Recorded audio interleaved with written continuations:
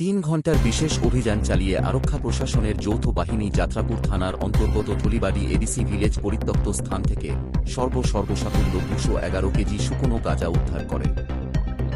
এই ঘটনার বিবরণ দিতে গিয়ে যাত্রাপুর থানার ওসি পার্থনাথ ভৌমিক জানান, ওসি সহ থানার অন্যান্য অফিসার স্টাফ, টিএসআর জওয়ান এবং ত্রিপুরা স্পেশাল ট্রাস্ট পোস্টের বাহিনী সহ বিশেষ গোয়েন্দা খবরের ভিত্তিতে ধুলিবাড়ি এডিসি ভিলেজের এক কৃষি মাঠের ছড়ার পাশে যারা ভূমিতে মাটিতে লুকিয়ে রাখা প্লাস্টিকের 7টি গ্রাম ভর্তি শুকনো গাঁজা উদ্ধার করা হয় বিকেল 2:30টা অবধি। তাদের সর্বমোট জওয়ানের সংখ্যা ছিল 40 জন। তবে এই নেশাদ্রব্যের মালিককে এখন অবধি স্পষ্ট নয় পুলিশ। এ নিয়ে তদন্ত শুরু করেছেন, এমনটাই জানালেন যাত্রাপুর থানার ওসি পার্থনাথ ভৌমিক। বর্তমান বাজার মূল্য প্রায় 50 লক্ষ টাকা হবে।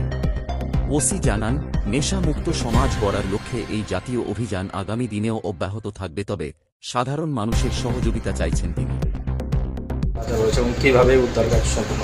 আজকে 26 জুলাই 2026 আমাদের কাছে একটা ইনফরমেশান ছিল আমাদের ইন্টেলিজেন্স ব্রাঞ্চ থেকে যে ধুলিবাড়ি এরিয়াতে গাঁজা স্টক আছে।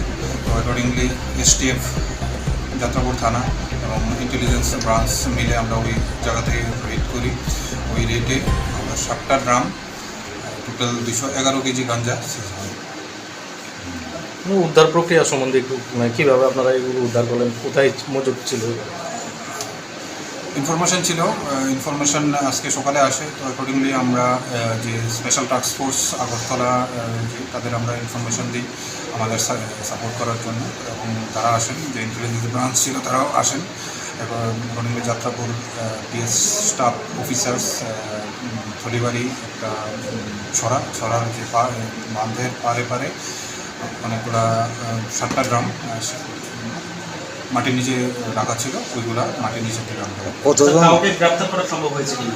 না, ওখানে কাউকে গ্রেপ্তার করা সম্ভব হয়নি।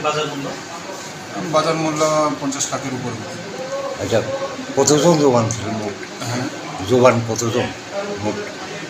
অভিযানকারী নেতৃত্ব অভিযান আজকে 11:30 থেকে সকাল 11:30 থেকে 2টা পর্যন্ত চলে। সংখ্যায় কতজন ছিলেন? আমরা এসটিএফ আর থানা মিলে মোটামুটি ধরেন 40-45 জনের মতো।